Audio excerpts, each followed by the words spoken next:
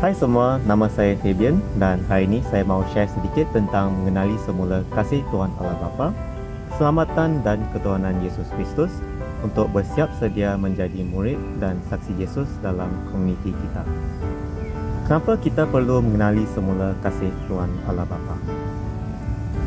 Setiap kita umat manusia mempunyai sejenis pemahaman atau persepsi Tuhan Allah Bapa yang tersendiri. Dan kadang-kadang kita berpegang pada persepsi ini. Mungkin sebab kita pernah mengalami suatu pengalaman peribadi dengan Tuhan Allah Bapa. Mungkin melalui kambelia atau retreat atau rekoleksi atau doa persendirian juga. Dan apabila kita berpegang rigid pada persepsi ini, kita mungkin menolak pemahaman atau persepsi yang lain. Sebab itu bukan pengalaman saya. Dan sebab saya tahu apa yang saya alami dulu, pemahaman saya mestilah betul. Pemahaman orang lain saya tak alami, jadi tak semestinya betul. Lebih teruk lagi, kita mungkin menghadkan Tuhan Allah Bapa kepada pengalaman kita sahaja. Oleh sebab itu, kita perlu mengenali semula kasih Tuhan Allah Bapa. Sebab kita tidak mungkin dapat mengenali Allah Bapa yang Maha Besar secara sepenuhnya. Melalui satu, malah 100 pengalaman pun tidak mencukupi. Jika tidak begitu jelas, hal ini sebenarnya serupa saja dengan hubungan kita dengan best friend atau crush juga lah sebagai contoh. Sebab kadang-kadang kan kita mungkin mengidealkan dan mengidolakan best friend kita atau crush kita. Mungkin sebab ada suatu pengalaman dengan best friend ini yang menunjukkan kualiti yang kita sukalah pasal best friend ini. Tapi sebab itu kan kita mungkin buta kepada kualiti-kualiti yang lain. Sebab kualiti ini telah diagung-agungkan. Dan kita cuma mau mengalami kualiti ini saja. Kualiti lain kita tak mahu. Bila terjadi begitu, kita kena bertanya kepada kita sendiri.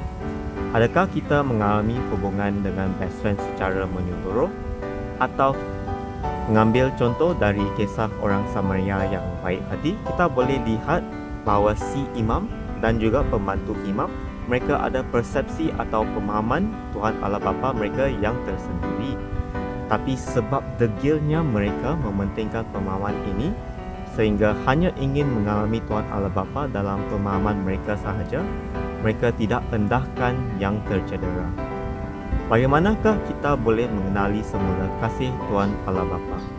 Disebabkan kasih Tuhan Allah Bapa itu sangat besar dan tiada syaratnya, dan disebabkan kita dicipta menurut gambaran Tuhan Allah Bapa, satu cara untuk mengenali semula kasih Tuhan Allah Bapa adalah dengan mengenali dan memahami kasih kami sesama sendiri sebagai umat ciptaan Allah. Dalam renungan kita pada hari ini dan mungkin beberapa hari kemudian, marilah kita renungkan. Dalam kehidupan seharian kita, adakah kita penuh dengan kasih Tuhan Allah Bapa seperti si imam? Adakah kita penuh dengan kasih Tuhan Allah Bapa seperti pembantu imam? Adakah kita penuh dengan kasih Tuhan Allah Bapa seperti orang Samaria?